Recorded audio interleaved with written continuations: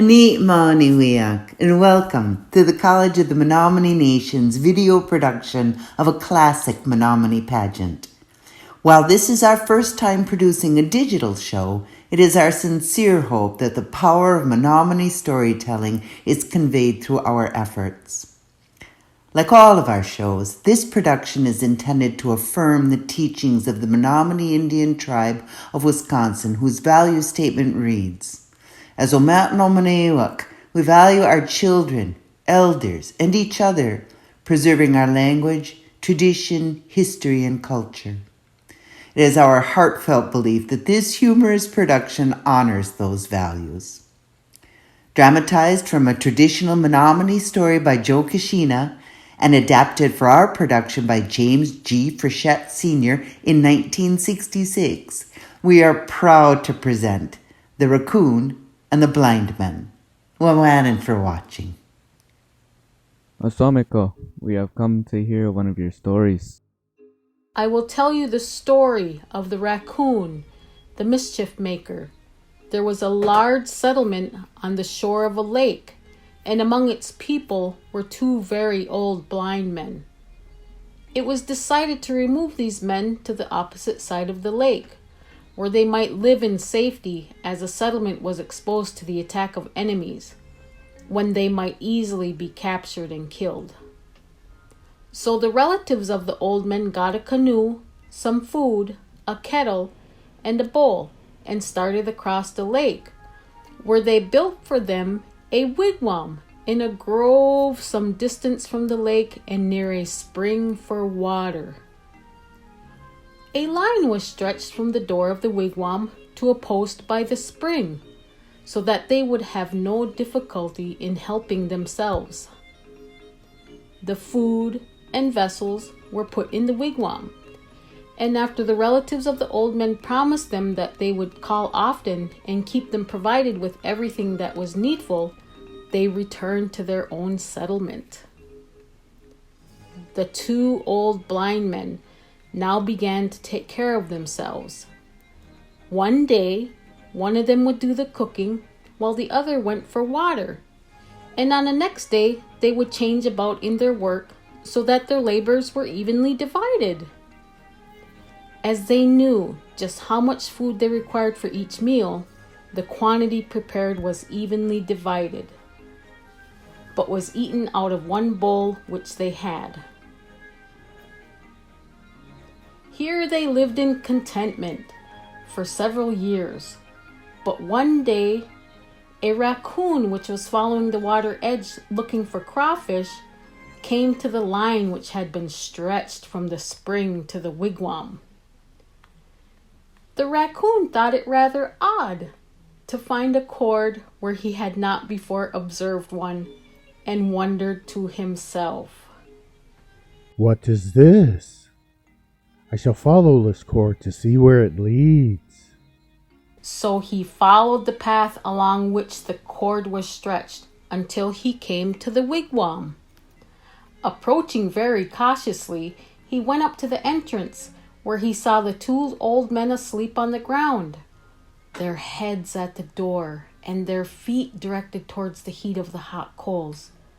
The raccoon sniffed about and soon found there was something good to eat within the wigwam. But he decided not to enter at once for fear of waking the old men, so he retired a short distance to hide himself and to see what they would do. Presently, the old men awoke, and one said to the other, "My friend, I am getting hungry. Let us prepare some food." "Very well. You go down to the spring and fetch some water while I get the fire started." The raccoon heard this conversation, and wishing to deceive the old men, ran to the water, untied the cord from the post, and carried it to a clump of bushes where he hid it. When the old man came along with his kettle to get water, he stumbled around the bush until he found the end of the cord. When he began to dip his kettle down upon the ground for water, not finding any, he slowly returned and said to his companion, "We shall surely die, because the spring is dried up and brush is grown where we used to get water. What shall we do? That cannot be, for we have not been asleep long enough for brush to grow upon the spring bed. Let me go out and try to get some water. So taking the kettle from his friend, he started off. So soon after the first old man had returned to the wigwam, the raccoon took the cord back and tied it where he had found it, then waited to see the result.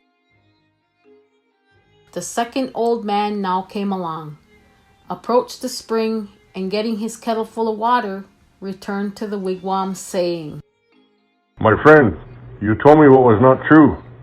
There is water enough. For here, you see, I have our kettle full. The other could not understand this at all, and wondered what has caused the deception. The raccoon approached the wigwam and entered to await the cooking of the food. When it was ready, the pieces of meat, for there were 8 of them, were put into a bowl, and the old men sat down on the ground facing each other with the bowl between. Each took a piece of meat and began to talk of various things and were enjoying themselves. The raccoon now quietly removed 4 pieces of meat from the bowl and began to eat them, enjoying the feast even more than the old blind men. Presently, one of them reached into the bowl to get another piece of meat, and finding that only 2 pieces remained, said, My friend, you must be very hungry to eat so rapidly. I have had but 1 piece, and there are but 2 pieces left. I have not taken them, but suspect you have eaten them yourself. Thus they argued, and the raccoon, desiring to have more sport, tapped each of them on the face. You struck me. No, I didn't. You struck me. The raccoon then took the remaining pieces of meat and made his exit laughing. I played a nice trick on you. You should not find fault with each other so easily.